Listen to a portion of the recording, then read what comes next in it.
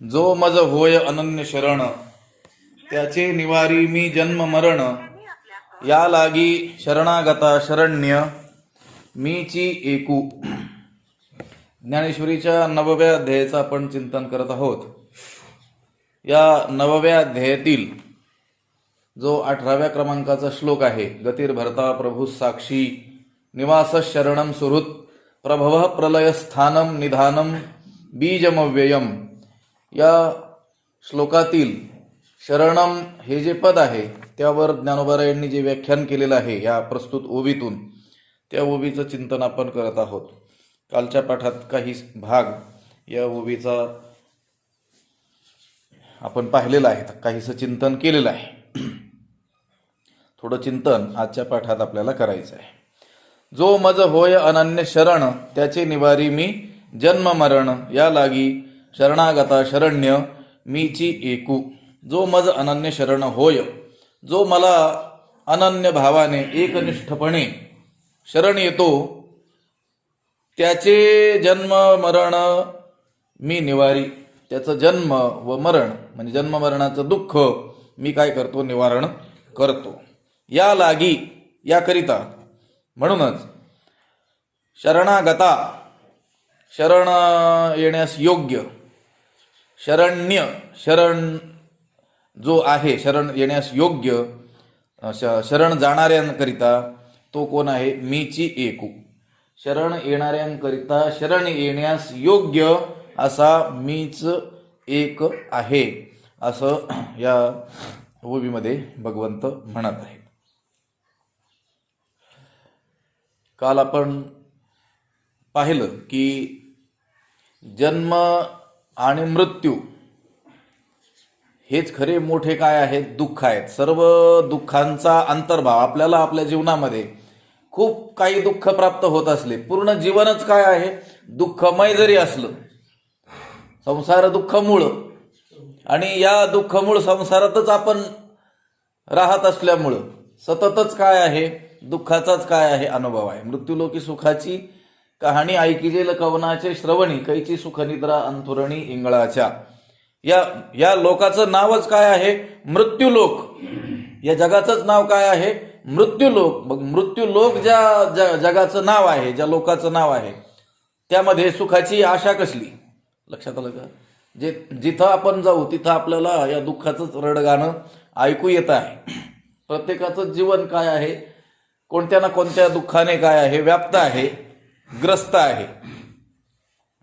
मग अशी अनंत जरी दुःख असली तरी या सर्व दुःखांचा अंतर्भाव जन्म मृत्यूमध्ये होतो. तेथ सकळ दुःख धामे भुंजी जती जिये मृत्यू जन्मे. मृत्यू आणि जन्म म्हणजे जन्म मृत्यू यामध्येच सर्व दुःखांचा काय झालेला आहे, अंतर्भाव आहे. सगळ्या दुःखांची धाम ती आहेत. धाम म्हटलं चारी धाम स्थान. सगळ्या दुःखांचं ते काय आहे, निवासस्थान आहे. कोण, जन्म आणि मृत्यू. कारण दुःखाला कारणच कोण आहे, जन्म. लक्षात आलं का? जन्मालाच आलो नाही तर पुढचे दुःख किंवा मरण होण्याचं काही कारणच येत नाही. म्हणून हे जन्माला येणं आणि जन्माला आल्यानंतर जातस्य ही ध्रुव मृत्यूर, निश्चितपणे मरण, हेच सर्व दुःखाची काय आहेत, धामा आहेत. म्हणून आपल्याला आपला दुःख नाश करायचा असेल तर काय करावं लागेल, या जन्म मृत्यूचाच काय करावं लागणार आहे, नाश करावा लागणार. आपण काय करतो, वर मलमपट्टी करतो. आपल्याला प्राप्त असलेल्या आधी भौतिक, आधी दैविक, आध्यात्मिक दुःखापैकी कोणतेही दुःख आपल्याला प्राप्त असतील तर त्या दुःखाच्या निवृत्तीचे आपण लौकिक काय करत असतो, काही उपाय योजत असतो. आणि काही काळ ते दुःख निवृत्त झाल्याचाही अनुभव थोडा बहुत आपल्याला येतो, पण समूळ निवृत्त झाल्याचा अनुभव आजपर्यंत जगात कोणाला हे आलेला नाही. लौकिक उपायांनी हे प्राप्त असलेले दुःख समूळ नाहीसे झालेत असा कोणालाही आजवर अनुभव आलेला नाही. कारण त्याचं काय कारण शिल्लकच राहणार आहे. आणि वर कार्याचा काय करणार आहोत आपण, नाश करणार. वरी पालवी खुडीजे, वर आपण त्या वृक्षाची पालवी जर खोडू गेलो तर त्या वृक्षाचा समूळ नाश होईल का? त्या वृक्षाचा समूळ नाश करायचा असेल तर काय करावं लागेल, त्याची मुळावरती काय करावं लागेल, घाव घालावा लागेल. तसं ह्या सर्व दुःखाचं मूळच काय आहे? जन्म मृत्यू. लक्षात आलं का? जन्माला येणं अज्ञान, आणि ते नष्ट केल्याशिवाय ही दुःख परंपरा काही खंडित होणार नाही. आपण मात्र त्या मुळाकडे लक्ष न देता वरवरच काय करत असतो? वरवरच उपचार करतो, वरवरच उपाय करतो, पण ते उपाय न होता काय होतात? अपायच झालेले आपल्याला दिसून येतात. म्हणून ह्या जन्म मृत्यू परंपरेपासून जर आपली सुटका होईल तर आपली सर्व काय होतील? दुःख नष्ट होतील. परंतु ह्या जन्म मरण परंपरेतून आपली निवृत्ती कोण करू शकतो? जो स्वतः या जन्म मरणातीत आहे. लक्षात आलं का? ज्याला जन्मही नाही आणि मरणही नाही असा जर कोणी असेल तोच आपल्याला या जन्म मरणाच्या पलीकडे घेऊन जाऊ शकतो. आपण काल पाहिलं, मनुष्य जडालाही शरण जातो, दुसऱ्या जीवांनाही काय करतो? शरण जातो. लक्षात आलं का? बरं, त्याच्याही पुढची पायरी, या काही देवी देवतांनाही काय होतो आहे? शरण जातो आहे, त्यांची उपासना करतो आहे. पण त्या देवी देवतांच्या उपासनेनंही दुःख समूळ गेलं याचा अनुभव कोणालाही नाही. कारण ते देवी देवताच काय आहेत? मृत्यूनं ग्रस्त आहेत. लक्षात आलं का? ब्रह्मदेवापर्यंतच्या देवांचा जर आपण विचार केला तर त्यांना देखील काय आहे? पुनरावृत्ती आहेच, परत यावंच लागतं. ब्रह्मदेवालाही यावं लागतं, इंद्रचंद्रादी देवतांनाही पुन्हा ते तम भुक्तवा पुढे येणारच आहे. स्वर्गलोकम विशालम क्षीणे पुण्ये मर्त्य लोकम विशंती. त्या ब्रह्मदेवाच्या एका दिवसात तर 14 इंद्रांची बदली होत जाते. लक्षात आलं का? मग तेही मृत्यूनं काय आहेत? ग्रासलेलेच आहेत. लक्षात आलं का? देवी देवता हे मृत्यूनं ग्रासलेले आहेत. बरं, तुम्ही म्हणाल जो समर्थ कोणी आहे या भूलोकातील, कोण असतो समर्थ? राजा. सोडविना कोणी देशीचा चौधरी आणि सोयरी भली भली. देशीचा चौधरी, देशीचा राजा देखील तुम्हाला यातून सोडवू शकत नाही, कारण तोच मृत्यूनं काय झालेला आहे? ग्रासलेला आहे. आणि सोयरी भली भली, भली भली सोयरी. लोक सांगतात आमचे सोयरे आहेत ह्या गावामध्ये. मोठे असले तर सांगतात बरं.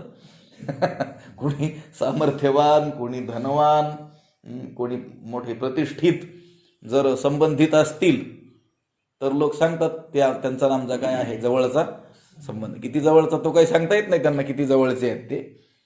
त्यांच्याही लक्षात नसतं हे सोयरे आहेत की काय, पण हे सांगत असतात. पण अशी भली भली जरी सोयरी असली तरी ती आपली सुटका करू शकत नाही, कारण तेच स्वतः काय झालेले आहेत?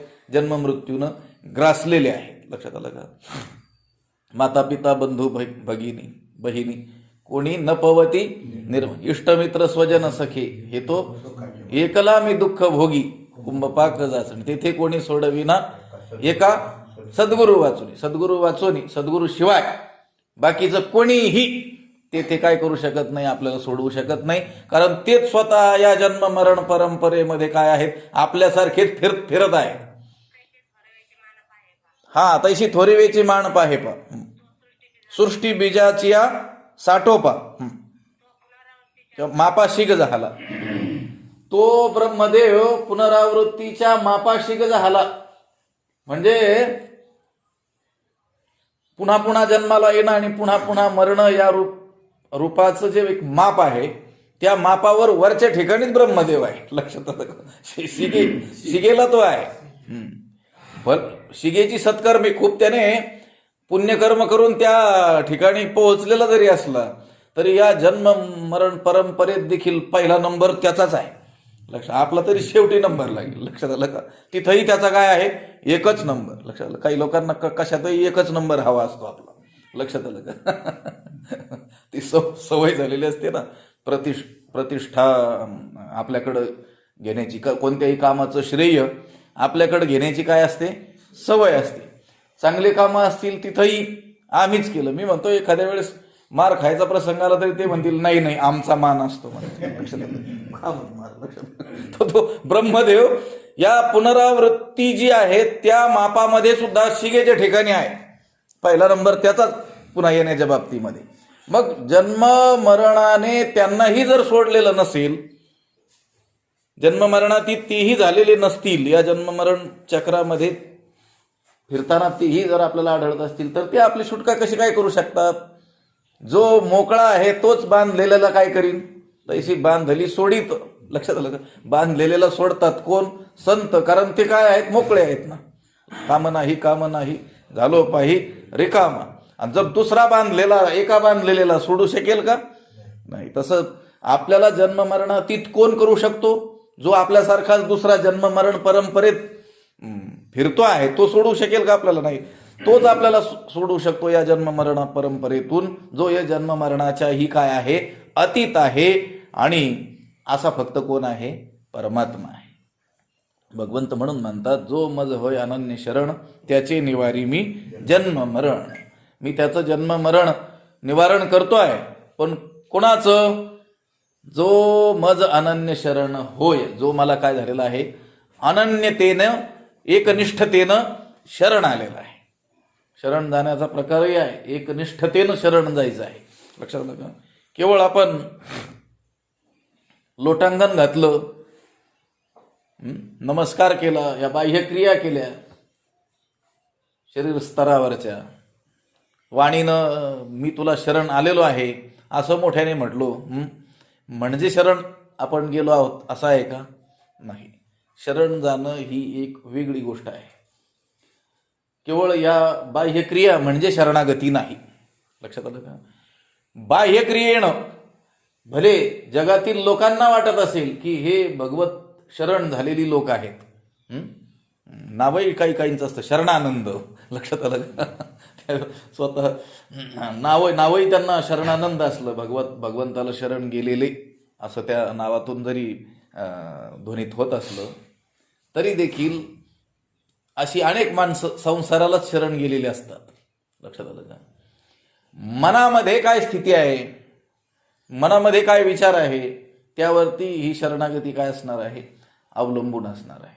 बाह्य दृष्टीनं आपण त्याला लोटांगणही घालू, त्याच्या पुढं नतमस्तकही होऊ, आम्ही तुमचेच आहोत, दास आहोत, लक्षात आलं, असंही म्हणू मुखाने. पण आतमध्ये मात्र जर या संसारासंबंधी आकर्षण असेल, या संसारासंबंधी प्रतिष्ठा असेल, कुठं? मनामध्ये. संसाराचं महत्व मनामध्ये स्थायी रूपाने बसलेलं असेल तर ती काही शरणागती होईल का? नाही. केवळ परमात्माच मला हवा आहे, तो मज व्हावा, तो मज वेळोवेळा व्हावा. पण केवळ परमात्माच, परमात्म्याशिवाय मला दुसरं कोणीही नको आहे, असं मनामध्ये त्याच्या दृढ त्या भगवंताविषयी काय असली पाहिजे? श्रद्धा असली पाहिजे. तो परमात्माच मला या जन्म मरण दुःखातून काय करू शकतो? तारू शकतो. त्याच्याशिवाय दुसरा कोणी समर्थ नाही. तुझं विण कोणा शरण जाऊ नारायणा, ऐसा न देखे मी कोणी, दुजातीही त्रिभुवनी. तुकाराम महाराज म्हणतात, त्रिभुवनामध्ये देखील तुझ्यासारखा दुसरा या दुःखातून आमची सुटका करील असा आम्हाला कोणी आढळून येत नाही.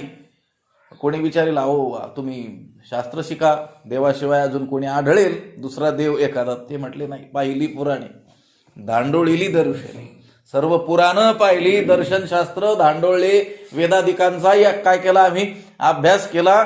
आणि आम्हाला पक्क ठाऊक झालं, हे देवाशी बोलतात, तुझं विण कोणा शरण जाऊ नारायण, तुझ्याशिवाय दुसऱ्या कोणाला आम्ही शरण जावं की जो आमचं काय करील?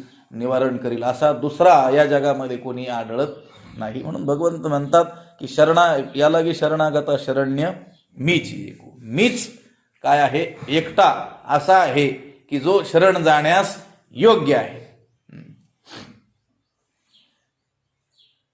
शरण जाणाऱ्यांकरिता शरण जाण्यास योग्य. लक्षात आलं का? जसं ज्याला भूक लागलेली आहे, खाणाऱ्यांकरिता खाण्यास योग्य पदार्थ. लक्षात आलं का? केवळ भूक असूनही उपयोग नाही आणि केवळ अन्न पदार्थ असूनही उपयोग नाही. लक्षात आलं का? खाण्यायोग्य पदार्थही असला पाहिजे. लक्षात आलं का? आणि त्याला खाण्याची भूक ज्याला आहे असा भुकेलेला मनुष्यही असला पाहिजे. केवळ भुकेलेला आहे, लक्षात आलं का? या जन्म मरण संसाराने त्रस्त झालेला आहे आणि तो पाहतो आहे की आता यातून माझी सुटका कोण करेल? काय मी उद्धार पावेन असं त्याला वाटत आहे. लक्षात आलं का? माझा उद्धार होईल का नाही अशी त्याला तळमळ लागलेली आहे. पण आता त्याच्याकरिता शरण जाण्याला योग्य ठिकाण पाहिजे ना. नाही तर असा तीव्र असा मुमुक्षू चांगला प्रतीचा साधक आणि तो सापडला तावडीत कोणाच्या, असंतांच्या. लक्षात आलं का? तर ते उपयोग होईल का? त्याच्या जीवनाची काय होऊन जाईल? हानी होऊन जाईल. लक्षात आलं का? बरं, कोणीतरी एखादा श्रेष्ठ पुरुष आहे, श्रेष्ठ महात्मा आहे, लक्षात आलं का, त्यांना शरण गेल्याने त्या जीवाचं कल्याण होणार आहे. पण जो त्यांच्या सानिध्यात आलेला आहे तो शरण आलेला नाही आहे. आलेला दाखवतोय, अनन्यतेनं आलेला नाही आहे. दुसऱ्या कामाच्या पूर्तीकरिता तो आलेला आहे. लक्षात आलं का? एक निष्ठता त्याची त्यांच्या ठिकाणी नाही आहे, तरी देखील काम होणार नाही. लक्षात आलं का? दोन्ही बाजूकडून पाहिजे. शरण कुणाला मी जावं की जो माझं जन्ममरण निवारण करील अशी तळमळ असलेला साधकही हवा आहे. लक्षात आलं का? आणि त्याला शरण जाण्याकरिता उचित असं ठिकाणही हवं आहे. इथं भगवंताने सांगितलं शरणागता म्हणजे शरण जाणाऱ्यांकरिता, शरण जाण्यास योग्य असं ठिकाण कोण आहे? मीच एकटा आहे. जो मज होय अनन्य शरण, त्याचे निवारी मी जन्म मरण, या लागी शरणागता शरण्य मीची एकू. शरणागतांकरिता, शरण जाणाऱ्यांकरिता शरण जाण्यास योग्य ठिकाण कोण आहे? मीच आहे. आता ते जे शरण जायचं आहे, काल बोललो होतो, एक भेदात्मक शरणागती आहे आणि एक अभेदात्मक शरणागती आहे. म्हणजे त्याला आपण भक्ती मार्गीय दृष्ट्या केलेली शरणागती म्हणा आणि या वेदांत शास्त्राच्या दृष्टीनं केलेली शरणागती म्हणा. तर ती भेदात्मक शरणागती 6 प्रकारची आहे आणि अभेदात्मक शरणागतीचा एकच प्रकार आहे. लक्षात आलं का? अभेद निश्चय हीच खरी काय आहे? शरणागती आहे. मी भगवत स्वरूप आहे, भगवंताच्या स्वरूपाशी एकरूप होऊन जाणं हीच खरी काय आहे? शरणागती आहे. ज्ञानमार्गी दृष्ट्या, वेदांत शास्त्राच्या दृष्ट्या ज्ञानेश्वर महाराजांनी खूप मोठा विचार त्याचा केलेला आहे. आणि एक जी भेदात्मक शरणागती आहे, अजून त्याला अद्वैत तत्वज्ञान बोध प्राप्त झालेला नाही, परंतु तो प्राप्त होण्याकरिता भगवंताला तो काय करतो आहे? शरण जातो आहे. त्या शरणागतीचे 6 प्रकार केलेले आहेत. आपण काही ठिकाणी त्याचा विचार इतरत्र प्रवचनात कुठे केलेला आहे. नारदांनी त्याचा उल्लेख केलेला आहे की अनुकूल्यस्य संकल्पः प्रातिकूल्यस्य वर्जनम रक्षिष्यति इति विश्वासः गोप्तृत्ववर्णन तथा आत्मनिक्षेपकारपण्ये षड्विधा शरणागती. ही शरणागतीचे 6 प्रकार, षड्विधा, विध म्हणजे प्रकार सांगितलेले आहेत. अशा प्रकारची ती शरणागती असली पाहिजे. आणि अशी शरणागती जर कोणी करेल तर जी खरी शरणागती आहे, भगवंताशी एकरूप होऊन जाणं, त्याच्या स्वरूपाशी मिळून जाणं, ती आपल्याला प्राप्त होईल. मग हे 6 प्रकार कोणते? तर आता मी 1.5 श्लोक जो उच्चारला त्याच्यामध्ये ते 6 गोष्टी आलेल्या आहेत.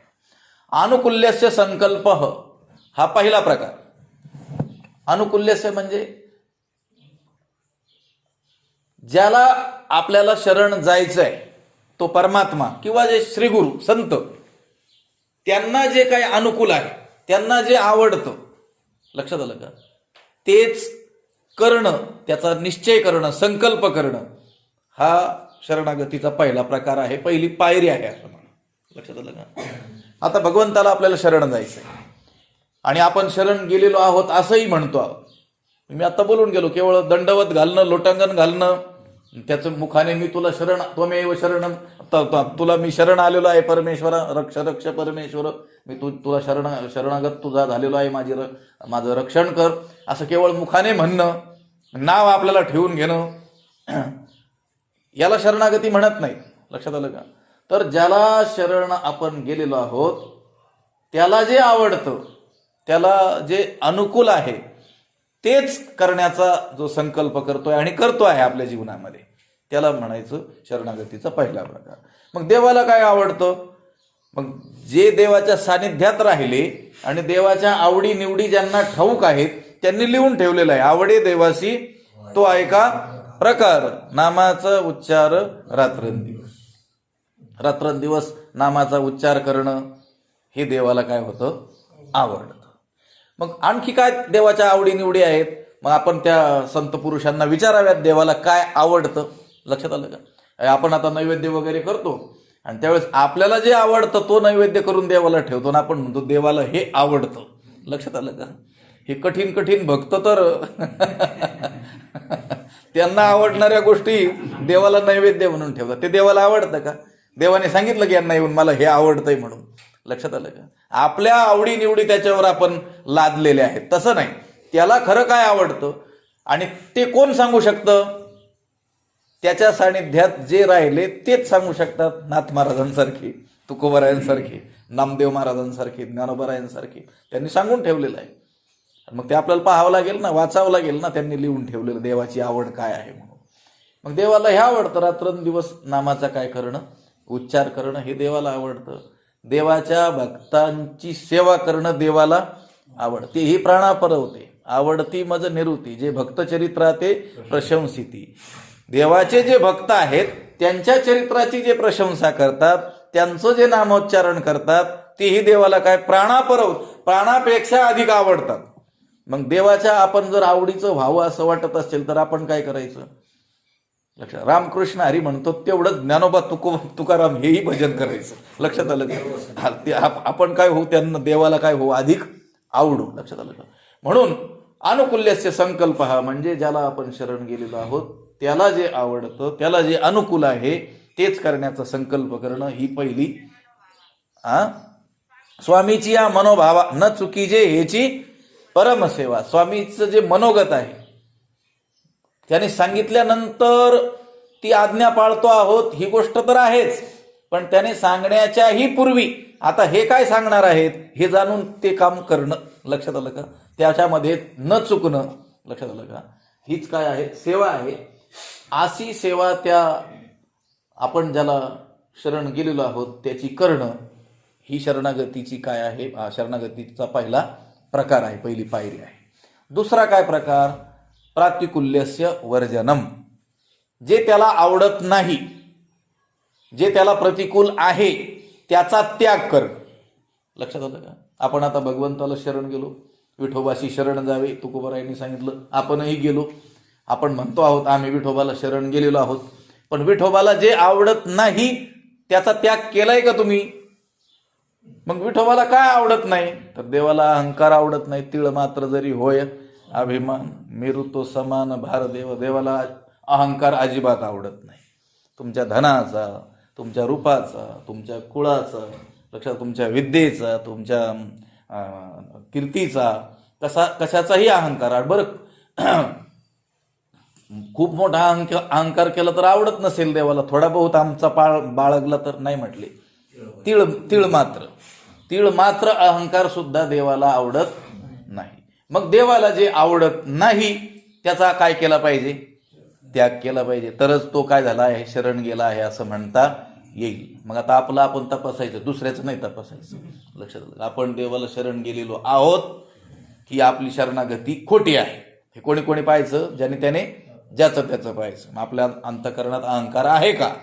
देवाला तर तो आवडत नाही आणि आपण तर तो बाळगून बसलेलो आहोत.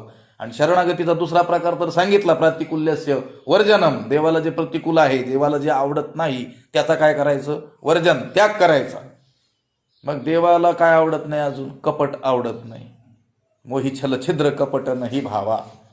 कपटीपणा आवडत नाही. कोणाला देवाला आवडत नाही. मग आपल्या मध्ये जर छल छिद्र कपट लक्षात आलं का हे जर असेल तर ते देवाला आवडत नाही. त्याचा काय करावा आपण लवकरात लवकर त्याग करावा. ज्याने केलं असेल ते धन्य. लक्षात आलं का. हा दुसरा प्रकार. तिसरा प्रकार काय काय काय आहे अनुकल्यस्य संकल्प प्रातिकुल्यस्य वर्जन. रक्षिष्यति इति विश्वास.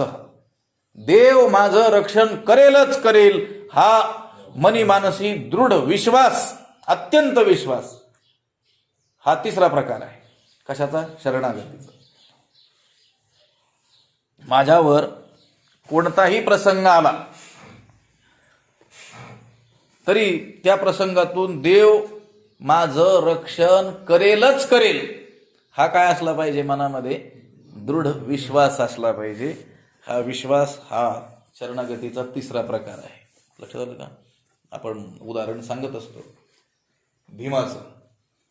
पांडवांनी यज्ञ करायचं ठरवलं तेव्हा मुख्य यजमान म्हणून भगवंताला आमंत्रित करायचं होतं. सगळ्या लोकांना पत्रिका पाठवलेल्या आहेत. भगवंतालाही पत्रिका देण्याची जबाबदारी भीमावरती दिलेली होती. लक्षात आलं का? मग त्या पांडवांना वाटलं लवकरात लवकर हा पत्रिका देऊन येईल. त्या कार्यक्रमाचा दिवस जवळ येत चालला तरी हा काही पत्रिका पोहोचवलेली दिसून आली नाही. लक्षात आलं? तो दिवस उगवलाय. आता तो यज्ञ व्हायचा काय आलाय, समय येऊन ठेपलाय, ती वेळ आलेली आहे. तरी देखील अजून हा पत्रिका द्यायलाच गेला नाही, निरोप द्यायलाच गेला नाही. हे लक्षात आल्यानंतर धर्मराज भीमाकडे गेले आणि सांगितलं खरं तर अगोदर निरोप त्यांना द्यायला पाहिजे होता. सगळ्यांच्या अगोदर सगळ्या राजे रजवाड्यांना, सगळ्या लोकांना, थोर थोर लोकांना आपण बोलावणं पाठवलं. तिकडं निरोप तू पोहोचवले, परंतु देवाला काही निरोपच पोहोचवला नाही. आणि मुख्य यजमान तर ते या म्हणजे पूजक ते आहेत. त्याने सांगितलं अजून वेळ आहे ना, अजून टाइम तिथी तुमचं काय म्हणतात तो समय झाला नाही, हा मुहूर्त अजून वेळ आहे, 2-3 तास वेळ आहे, थांबा म्हटलं. पडून राहिला आपला. लक्षात आलं का? पुन्हा पुन्हा ते त्याच्याकडे गेले. अगदी वेळ येऊन ठेपलेली आहे. त्याने सांगितलं किती मिनिटं बाकी आहेत? 1 मिनिट बाकी आहे म्हणे. लगेच बोलवून म्हणतो. आता बोलवून आणायला काय ते शेजारी राहत होते का ते? पण त्याला माहित होतं द्वारकेचा राणा पांडवाकडे. तो बाहेर आला. बाहेर येताना गदा घेऊन आला. धर्मराजाने सांगितलं अरे युद्धाला थोडंच जायचंय, युद्धाला जायचं असलं तर शस्त्र नेले पाहिजेत. या गदेचं काय काम? राक्षसांना मारायला थोडंच जायचं. त्याने सांगितलं थांब, तुझं काम काय आहे? भगवंताला या ठिकाणी आणायचं, एवढंच काम सोपवलेलं आहे ना. मग ते आणतो म्हणे. आणि असा त्या राजवाड्याच्या बाहेर पडला, असा पटांगणामध्ये आला आणि मध्यभागी उभं राहून वरच्या दिशेनं त्याने काय केली, ती गदा फेकली. अशी जसं चेंडू फेकतात ना मुलं, बॉल वरच्या दिशेनं फेकली आणि खाली डोकं करून काय राहिला, तिच्या खालीच उभं राहिला. म्हणजे ती गदा त्याच्याच मस्तकावर येऊन काय होईल, त्याचे तुकडे होतील, शकलं होतील आणि मृत्युमुखी पडेल असा प्रसंग त्याने उभा केला.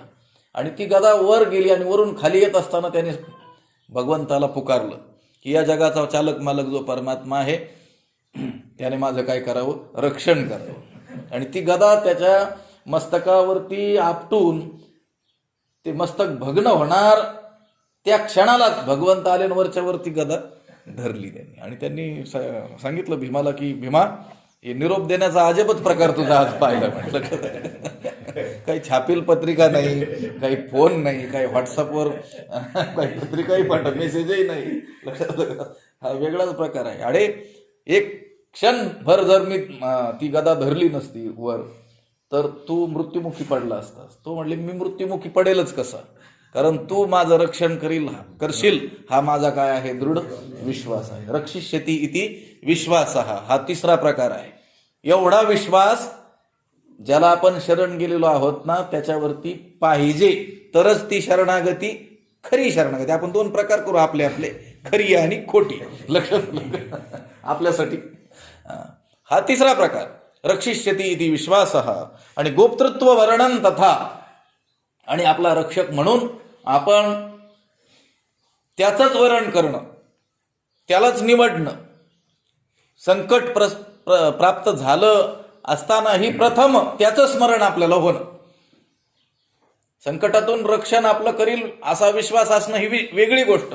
आणि संकट प्राप्त झाल्यानंतर प्रथम त्याचं स्मरण होणं ही वेगळी गोष्ट. आपल्याला संकट प्राप्त झालं की देवाची आठवण येते, पण अगोदर त्या संकटातून निवारण करणारे कोणी लौकिक संबंधित आपल्या आहेत का हे आपण पाहतो.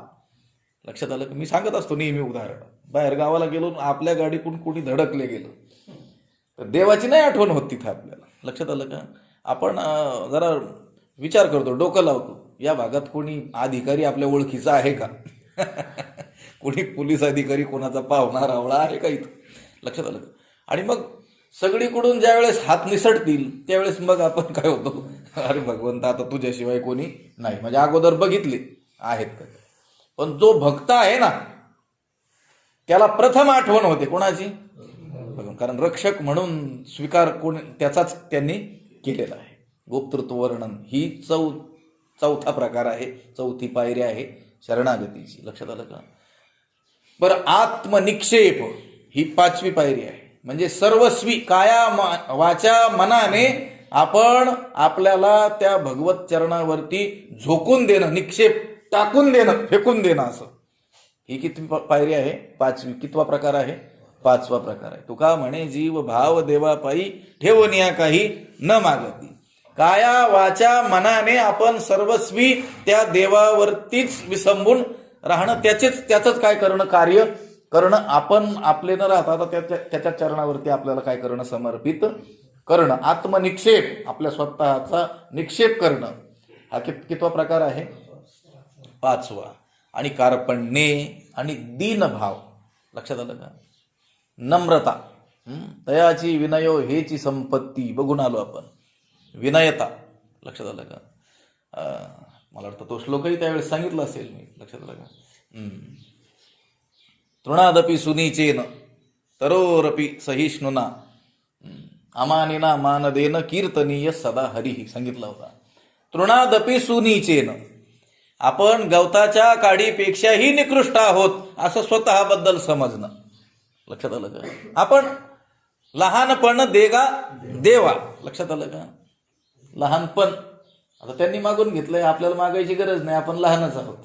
लक्षात आलं का? त्यांना मागावं लागलं कारण ते मोठे होते, म्हणून लहानपण कोणाकडून मागून घ्यावं लागलं त्यांना?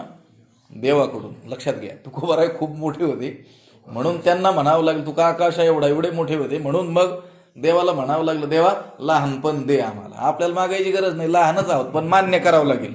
लक्षात आलं का? आपण लहान आहोत हे मान्य करावं लागेल. दीनभाव.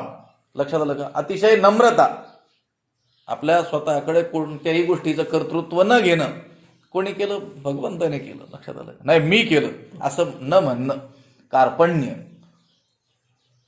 याला म्हणायचं शरणागतीचा 6वा प्रकार. लक्षात आलं का?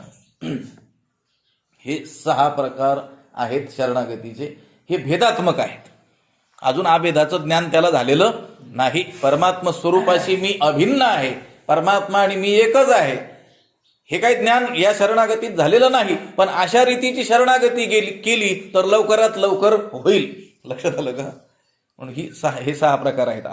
अनुकूल्यस्य संकल्प, प्रतिकूल्यस्य वर्जनम, रक्षिष्यति इति विश्वासः, गोप्तृत्ववर्णन तथा आत्मनिक्षेप कार्पण्ये, षड्विधा शरणागती ही भक्तिशास्त्रीय दृष्ट्या केली गेलेली शरणागती. कारण सर्वात श्रेष्ठ असलेले भक्त्याचार्य कोण? नारद, त्यांनी हे सांगितलेलं आहे. म्हणून आपण आपल्याला भक्त जरी म्हणून घेत असलो तरी देखील ह्या 6 गोष्टी आपल्यामध्ये आल्याशिवाय आपण पूर्ण भक्त होऊ शकत नाहीत. कारण जे जे भक्तवर्य होऊन गेले त्यांच्यामध्ये या 6 गोष्टी परिपूर्ण भरलेल्या आपल्याला आढळून येतात. प्रल्हाद नारद पराशर पुंडरीक व्यासांबरीश शुकशौनक भीष्मदालभ्याम आहे ना, रुक्मांगदा अर्जुन वशिष्ठ विभीषणादीन पुण्याणिमान परम भागवतान स्मरामी. परम भागवत श्रेष्ठ भक्त हे यादी दिलेली आहे. यांच्या जीवनात या गोष्टी आढळून येतात, त्यावरूनच लिहिल्या गेलेल्या आहेत. या लिहिल्या गेल्यावरून ते वागतात असं नाही, हे लक्षात ठेवा. बारकावा ते वागत होते, ते कसे वागत होते त्यावरून हे केलेले प्रकार आहेत. आपल्याला हे बघून आपल्यात आणावे लागतात आणि त्यांच्यातले बघून शास्त्रकारांनी लिहिलेले असतात. लक्षात आलं?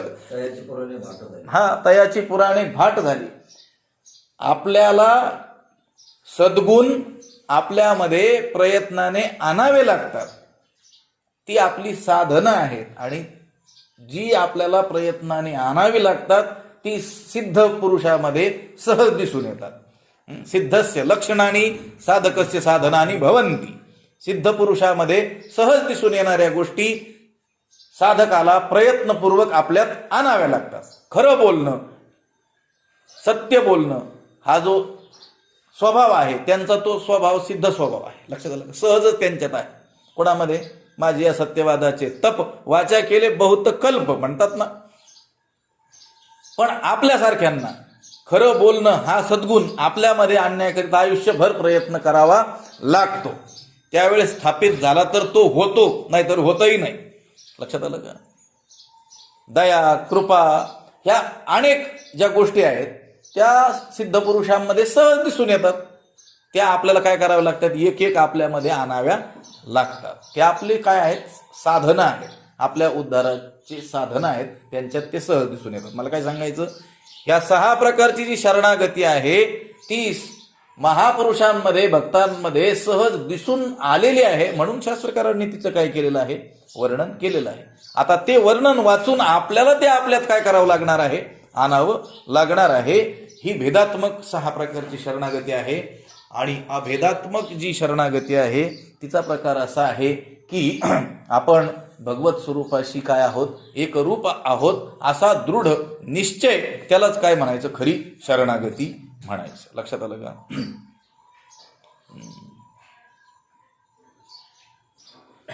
का सुवर्णमणी सोनेया का,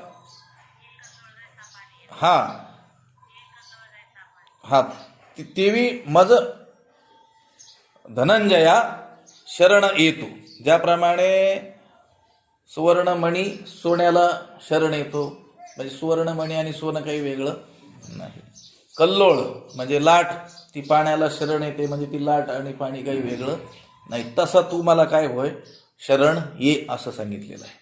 म्हणजे माझ्याशी काय होऊन जा, एक रूप होऊन. तया अहम वाचा चित्त अंग देवनिया शरण रिग महोदधिका गांग रिगाले जैसे. तया त्या परमेश्वराला अहम वाचा चित्त अंग देवनिया शरण रिग. लक्षात आलं का, कसं, महोदधिका गांग रिगाले जैसे. गंगा नदी ज्याप्रमाणे त्या समुद्राला काय होते, शरण जाते. आता तिला तिचं पूर्वीचं नाव, तिचं रूप हे काहीही न राहता ती काय होते, समुद्र रूप होऊन जाते. आता कोणत्या नावाने तिला ओळखलं जातं, समुद्र नावाने. तिचा आकार कसा आहे, समुद्राचा जो आकार तोच आहे. लक्षात आलं का. आता नाम रूप तिचं उरलेलं नाही, कुळ उरलेलं नाही. ती आता गंगा नावाने ओळखली जाणार नाही, ती काय झाली, आता समुद्र झाली.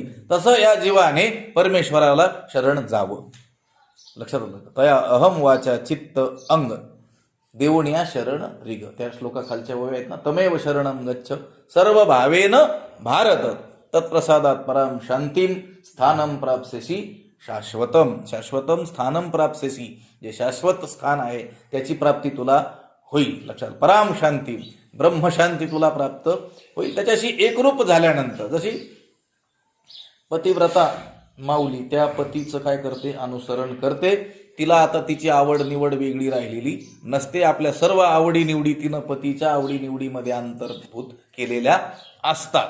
तिनं आपलं वेगळं अस्तित्व कधीही मानलेलं नसतं. लक्षात आलं का. तसं भगवंताला शरण जायचंय, भगवत स्वरूप होऊन जायचंय. लक्षात आलं का. आणि आपण आपल्या मुखाने केवळ आम्ही देवा तुला शरण आलेलो आहोत असं म्हणत असू, आणि पुन्हा आपल्याला स्वतःला मानताना आपण मात्र जीव आहोत असं मानत असू, तर मात्र मग भगवंत म्हणतात अर्जुनाला, मजशी शरण रिघिजे आणि जीवत्वीची अशीचे धिगिया बोली न लजीजे प्रज्ञा किवी. हे अर्जुना, तुझ्या बुद्धीला लाज वाटत नाही का, मला शरण आला आहेस असंही म्हणतो आणि पुन्हा स्वतःला मी अर्जुन असंही म्हणून घेतोस. तुझ्या बुद्धीला लाज वाटत नाही का. जर तू मला शरण आलेला असशील, जशी ती गंगा समुद्राला शरण गेली त्याप्रमाणे, तर मग पुन्हा ती गंगा म्हणते का मी गंगा आहे म्हणून. ती आता काय झाली, समुद्र स्वरूप होऊन गेली. त्याप्रमाणे तू मला म्हणतोस, हे देवा मी तुला काय झालो, शरण आलो. शरण आलो असंही म्हणतो आणि पुन्हा जीवत्वेची अशी जे स्वतःला काय मानतोस, मी जीव आहे असं मानतोस. मग तुझ्या बुद्धीला लाज वाटत नाही का, असं म्हटलेलं आहे. लक्षात आलं का. शरणागतीचं मोठं चिंतन ज्ञानोबारायांनी ज्ञानेश्वरीमध्ये ठिकठिकाणी केलेलं आपल्याला आढळून येतं. अशा रीतीनं काय करायचं आहे, शरण जायचं आहे. हे शरण जाणाऱ्याकडून झाली गोष्ट. लक्षात आलं का. शरण जाणाऱ्याची कर्तव्य आहेत ही. जर तो स्वतःला शरणागत म्हणवत असेल, मी शरण गेलेलो आहे असं म्हणवत असेल, तर या गोष्टी त्याच्यामध्ये असल्या पाहिजे. भेदात्मक शरणागती तरी कमीत कमी त्याच्यामध्ये आणण्याचा त्याने प्रयास करावा. म्हणजे मग जी अभेदात्मक शरणागती सांगितलेली आहे, लक्षात आलं का, ती त्याला काय होईल, अनायासे प्राप्त होईल. असा जो जे काही कोणी शरणागत आहेत, त्या शरणागतांना शरण्य म्हणजे शरण जाण्यास योग्य असं ठिकाण कोणतं आहे, मीची एकू. भगवंताशिवाय दुसरं कोणतंही ठिकाण नाही. जो मज होय अनन्य शरण त्याचे निवारी मी जन्म मरण. या लागी शरणागता शरण्य मीची एकू. शरणागतांना, शरण जाणाऱ्यांकरिता शरण जाण्यास योग्य असं ठिकाण कोण आहे? मीच एकटा आहे. लक्षात आलं? मीची एक अनेकपणे वेगळा लेनी प्रकृती गुणे जीत जगाचे नि प्राणे वर्तत असे. मीची एक अनेकपणे, मीची एक अनेकपणे वेगळा लेनी प्रकृती गुणे जीत जगाचे नि प्राणे वर्तत असे. अन्वय सारखाच आहे याचा. भगवंत म्हणतो मीची एक अनेकपणे. मी एक असून अनेक रूपे काय करतो? धारण करतो आणि प्राण्यांच्या वेगवेगळ्या स्वभाव धर्मानुसार या जित्या जगाच्या प्राणरूपाने वर्तत असतो, वागत असतो. मीची एक अनेकपणे. आता हे जे प्राणी आहेत यांचा जो वेगवेगळ्या प्रकारचा काय चाललेला आहे? व्यवहार चाललेला आहे. ही अनेक प्रकारचा व्यवहार करणारे जे जरी असले या सृष्टीमधले, तरी देखील तो व्यवहार भगवंत म्हणतो आहे मीच करतो आहे. कशाच्या रूपाने? प्राणाच्या रूपाने. लक्षात आलं का? प्राण आहे म्हणून तर काय चाललेला आहे? व्यवहार चाललेला आहे. मग हा वेगवेगळा जरी व्यवहार चाललेला आपल्याला आढळून येत असला तरी भगवंत म्हणतो त्या प्राणाच्या रूपाने हा सर्व व्यवहार कोण करतो? म्हणजे अनेकपणे व्यवहार कोण करतो? मीची एक अनेकपणे. अनेकपणे मीची एक. अनेकपणा आहे पण त्यामध्ये कोण आहे? मीच एक आहे. कसा? वेगळा लेणी प्रकृती गुणे. प्रकृती गुणे, प्रकृतीचे गुण आहेत. सत्व, रज, तम हे काय आहेत? वेगवेगळे गुण आहेत. सत्वगुण वेगळा, रजोगुण वेगळा, तमोगुण वेगळा. या वेगवेगळ्या गुणांना अनुसरून जगत असलेल्या जगाचा जीत जगाचे नि, हे जे जगत आहे, हे जगणार हे जे जगत आहे, हे जगताचा जो काय चाललेला आहे व्यवहार चाललेला आहे, तो या प्रकृतीच्या सत्व, रज, तम या वेगवेगळ्या गुणांना अनुसरून चाललेला आहे. लक्षात आलं का? कोणी प्राणी तुम्हाला सत्वगुण प्रधान दिसतील. लक्षात आलं का? प्राधान्याने प्रमुखतः सत्वगुण त्यांच्या प्रकाराचे 3 तुका म्हणे केले जन. लक्षात? सात्विक, राजसिक, तामसिक हे प्रकार आहेतच. एकाच माणसामध्ये कधी कधी सत्वगुणाची वृद्धी असते, कधी रजोगुणाची वृद्धी असते, कधी तमोगुणाची वृद्धी असते. लक्षात आलं का? आपण पाठ त्या ठिकाणचा संध्याकाळी नको का म्हटलो होतो. सकाळी सत्वगुणाची थोडीशी मनुष्याच्या बुद्धीमध्ये स्वाभाविकता काय असते? वृद्धी असते. इतर या कार्यकलापामध्ये घुसल्यानंतर रजोगुण प्रधान मन झालेलं असतं आणि संध्याकाळी जेवल्यानंतर बघितलं त्या दिवशी तमोगुण प्रधान अर्धे झोपलेच होते की. लक्षात आलं? म्हणजे एकाच माणसामध्ये ह्या आपल्याला गुणाधिक्याने काय होतं? वेगवेगळा व्यवहार घडताना आढळून येतो. लक्षात आलं का? मनुष्याचं मन सत्वगुण प्रधान ज्या दिवशी असेल किंवा ज्या क्षणाला असेल त्या क्षणाला त्याला सहज ध्यान लागतं, नामचिंतन घडतं, काही शास्त्राचं चिंतनही त्याकडून घडतं. लक्षात आलं का? रजोगुण प्रधान झालं तर धावाधाव करावी लागते त्याला. लक्षात आलं? सगळीकडे पळावं लागतं पोटासाठी. कटपट करीशी अवघा ईळ. लक्षात आलं का? त्याला फिरावं लागतं. आणि तमोगुण प्रधान झालं तर काही अनुचित कृत्यही त्याच्याकडून काय होत असतात. ह्या जगातील जेवढा काही व्यवहार चाललेला आहे हा गुणांना अनुसरून चाललेला. वेगळा लेनी प्रकृती गुणे. वेगवेगळ्या या प्रकृती गुणांना अनुसरून जीत जगाचे नि, जगत असलेल्या जगाचा जो कोण आहे? प्राण आहे. प्राणी वर्तत असे. कोण? मीची एक. प्राणरूपाने वर्तन करतो आहे कोण? मीच काय करतो आहे? या प्राणरूपाने काय करतो आहे? वर्तन करतो आहे. त्या सुहृत हे जे पद आहे ना श्लोकातलं, गतिर्भर्ता प्रभू साक्षी निवासच शरणम सुहृत.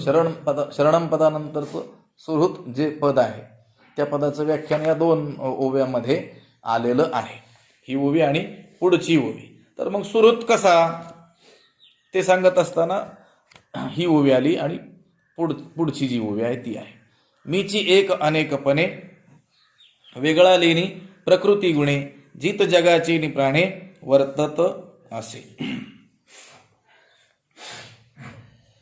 ज्याप्रमाणे एकाच बीजापासून काय होतं, तो बुंधाई होतो, फांद्या होतात, पानं होतात, फुलं होतात, फळं होतात, सर्व वृक्ष काय होतो, उत्पन्न होतो. त्याच्या शाखाही होतात, त्याला पारंब्यही फुटतात आणि त्या जमिनीत जाऊन त्याच्यापासून पुन्हा काय होतात, वृक्षही उत्पन्न होतात. तसंच या ब्रह्मबीजापासून काय झालेलं आहे, हे चित्रविचित्र काय झालं, जग निर्माण झालेलं आहे. किंवा एकाच उदकातून काय होतं, अनेक प्रकारच्या काय होतात, लाटा निर्माण होत असतात. त्याचप्रमाणे या परमात्म्यापासून स्थावर जंगमात्मक ही सर्व सृष्टी काय झालेली आहे, विकसित झालेली आहे. या जगाच्या या वेगवेगळ्या व्यवहारामध्ये, हा जगाचा जो वेगवेगळा व्यवहार होतोय प्रकृती गुणांना अनुसरून, अशा या चित जगाचे, या जिवंत जगाच्या, जगत असलेल्या या जगाचा जो प्राण आहे, त्या प्राणरूपाने भगवंत म्हणतो आहे, मीच काय करतो आहे, वर्तत असे, मीची वर्तत असे, मीच अनेकपणाने काय करतो आहे, व्यवहार करतो आहे. जैसा समुद्र थिल्लर न म्हणता भलतेथ बिंबे सविता, तैसा ब्रह्मादी सर्वभूता सुहृत तो मी. जैसा सविता, ज्याप्रमाणे हा सूर्य, समुद्र थिल्लर न म्हणता, म्हणजे हा समुद्र आहे, हे डबकं आहे असं न म्हणता, भलतेथ बिंबे म्हणजे कोणत्याही पाण्यात काय होतो, प्रतिबिंबित होतो. सूर्य असं म्हणतो का, आता हा समुद्र आहे म्हणून मी याच्यामध्ये माझं प्रतिबिंब दिसेल, आणि ते डबकं आहे, थोडंसं पाणी साचलेलं, थिल्लर उदक आहे, त्याच्यामध्ये मी प्रतिबिंबित होणार नाही असं म्हणतो का, नाही. जैसा सविता म्हणजे ज्याप्रमाणे सूर्य समुद्र थिल्लर न म्हणता, हे हा समुद्र आहे की हे डबका आहे हे असं काही न म्हणता काय करतो, भलतेथ बिंबे, वाटेल तिथे काय होतो, तो प्रतिबिंबित होतो, भेद पाहत नाही. तैसा त्याप्रमाणे ब्रह्मादी सर्वभूता, या ब्रह्मदेवापासून अगदी मुंगीपर्यंत, चिलटापर्यंत, मशकापर्यंत सर्व जे प्राणी मात्र आहेत, सर्व जे भूत मात्र आहेत, त्यामध्ये कोण आहे, सुहृत तो मी. त्यांच्यामध्ये त्यांचा हितकर्ता कोण आहे, त्यांचा मित्र मीच आहे. जैसा समुद्र थिल्लर न म्हणता भलतेथ बिंबे सविता, तैसा ब्रह्मादी सर्वभूता सुहृत तो मी. ज्याप्रमाणे सूर्य हे हा समुद्र आहे की हे डबका आहे असं न म्हणता कोणत्याही पाण्यामध्ये प्रतिबिंबित होतो, त्याप्रमाणे ब्रह्मदेव आदी करून सर्व भूतामध्ये जीवरूपाने जो काय आहे प्रतिबिंबित आहे, प्रत्येकामध्ये तोच आहे. सर्वा घटी राम, लक्षात देहादीही एक, सूर्यप्रकाशक सहस्रदर्शी. हजारो घट आपण पाण्याने भरून जर ठेवले, मग त्यांनाला जर सूर्य आला तर सर्वामध्ये काय आहे, सर्व घटामध्ये काय आहे, तो त्याचं प्रतिबिंब आहे. तसं अगदी लहानात लहान प्राणी असो, तो थेट कुठपर्यंत, ब्रह्मदेवापर्यंत असो, या सर्व भूतांमध्ये जीवरूपाने कोण प्रतिबिंबित झालेला आहे, तो परमात्माच प्रतिबिंबित झालेला आहे. लक्षात आलं का. बिंब प्रतिबिंब वाद सुद्धा आहे ना, अनेक जे वाद आहेत, अनेक जी मतं आहेत, त्याच्या बिंब प्रतिबिंब वादही काय केलेला आहे, मानलेला आहे. लक्षात आलं का. हा जीव जीव म्हणजे तरी काय, त्या मुख्य चैतन्याचं त्या उपाधीमध्ये पडलेलं काय, प्रतिबिंब. लक्षात आलं का. छायालिंग देहस्था तत्संगो जीव उच्यते असं म्हटलेलं आहे, त्याला जीव असं म्हटलेलं आहे. चित्त त्याची छाया म्हणजे त्याचं प्रतिबिंब, त्यालाच काय म्हटलेलं आहे, जीव. बिंबस्थानी कोण, परमात्मा, आणि त्या प्रतिबिंबाला काय म्हटलेलं आहे, जीव. लक्षात आलं का. आता खरंच त्या प्रतिबिंबाला बिंबाहून वेगळं स्थान असतं का, फक्त प्रतिती मात्र स्थान असतं. आरशामध्ये जे आपण आपलं प्रतिबिंब पाहतो, खरोखर ते मुख त्या आरशामध्ये आहे का, दर्पणात मुख आहे का, नाही आहे. पण दर्पणीचे दुसरे भाषे, पण दर्पणामध्ये ते दुसरं आपल्याला काय झालेलं आहे, भासलेलं आहे. लक्षात आलं का. बरं, आपण समोर आरसा आणला, उपाधी आली की त्याच्यामध्ये प्रतिबिंब आपल्याला दिसतंय. आणि उपाधी बाजूला केली की कुठं जातंय ते? कुठं जातं सांगा बरं? ते बिंबरूप होत आहे. लक्षात आलं का? फक्त उपाधी बाजूला जाण्याचा उशीर की ते काय होत आहे? बिंबरूप होत आहे. आता इथं बाहेर ठेवलेला जो घट आहे पाणी भरून, त्याच्यामध्ये सूर्याचं पडलेलं जे प्रतिबिंब आहे, आता तो घट टाकला फोडून, ते प्रतिबिंब कुठं गेलं? नाश झाला का त्याचा? मग कुठं गेलं ते? बिंबरूप झालं. बिंबरूप झालं का पहिलंच बिंबरूप होतं? भासत असतानाही बिंबरूपच होतं, फक्त भासत होतं. तसं आपण आपल्याला आत्ता जीव समजत आहोत त्या क्षणी ही ब्रह्मच आहोत. लक्षात आलं का? असं नाही किंवा आता आपण जीव आहोत, सामान्य आहोत आणि काहीतरी भयंकर अशा उपासना वगैरे करून मग आपल्याला ब्रह्म व्हायचंय का जाणायचंय? लक्षात आलं का? लक्षात आलं का? आपलीच वस्तू जर घरामध्ये हरवली तर ती निर्माण करायची का फक्त सापडवायची? नवीन तयार करायची नाही ना. लक्षात आलं? नवीन का तयार करायची नाही? कारण ती आहे. लक्षात आलं का? फक्त आता आपल्याला दिसत नाही, कुठंतरी पडलेली आहे, म्हणून काय करायचंय? फक्त शोधायचंय. लक्षात आलं का? तसं आपल्याला ब्रह्मरूप व्हायचंय का ब्रह्मरूप आहोतच हे जाणायचंय? आहोतच हे काय करायचं? जाणायचंय. लक्षात आलं का? कारण तो बिंबस्थानी आहे आणि आपण काय आहोत? प्रतिबिंब आहोत. तेही आपण मानलंय. लक्षात आलं का? काय केलंय? मानलेलं आहे. गोष्ट काय आहे? सुहृत पदाचं व्याख्यान भगवंताने केलेलं आहे. तर तो जीवरूपाने सर्वांच्या ठिकाणी आहे. सर्वस्य चाहम हृदय सन्निविष्टो. लक्षात आलं का? एरवी सर्वांच्या हृदयदेशी मी अमुका आहे ऐशी, जे बुद्धी स्फुरे अहर्निशी ते वस्तुगामी. प्रत्येक प्राणी मात्रांच्या ठिकाणी रात्रंदिवस जे मी मी मी म्हणून स्फुरण होत आहे, भगवंत म्हणतोय मीच ते आहे. लक्षात आलं का? म्हणजे भगवंताहून आपण वेगळे आहोत का? नाही. प्रत्येकामध्ये कोण आहे? भगवंत आहे का? प्रत्येक जणच भगवंत आहे. लक्षात आलं का? प्रत्येक जण भगवंत आहे म्हणजे प्रत्येक जण वेगवेगळा भगवंत आहे का? एकच भगवंत आहे? एकच आहे. पण आपण वेगवेगळं काय केलेलं आहे? आपल्याला एकमेकाहून मानलेलं आहे. जैसा समुद्र थिल्लर्ण म्हणता भलतीत बिंबे सविता, तैसा ब्रह्मादी सर्व भूता सुहृत तुम्ही. या दोन ओव्यामधून सुहृत पद जे आहे त्याचं काय केलेलं आहे? व्याख्यान केलेलं आहे. गतिर्भरता प्रभू साक्षी निवास शरणम सुहृत. सर्व भूतांचं हित करता. सुहृत म्हणजे हित करता, म्हणजे मित्र. लक्षात? मित्रही त्यालाच म्हणायचं असतं ना. सन्मित्र मिदम प्रवद लक्षण मिदम प्रवदंती संत. आपण कोणालाही मित्र म्हणतो. लक्षात आलं का?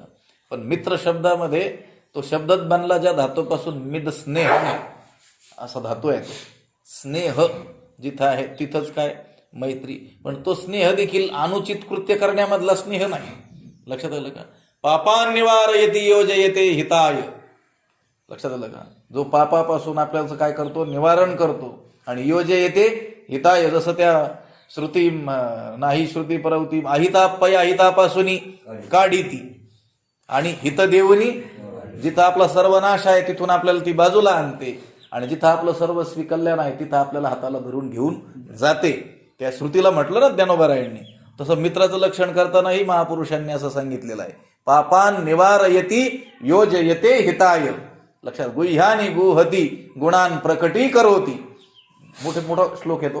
काय काय तो करत असतो त्याला मित्र म्हणायचं. तर त्यातली पहिली गोष्ट आहे, तो पापापासून आपलं काय करतो? बाजूला काढतो, आणि हितामध्ये आपल्याला काय करतो? घेऊन जातो. त्याला म्हणायचं मित्र. लक्षात आलं का?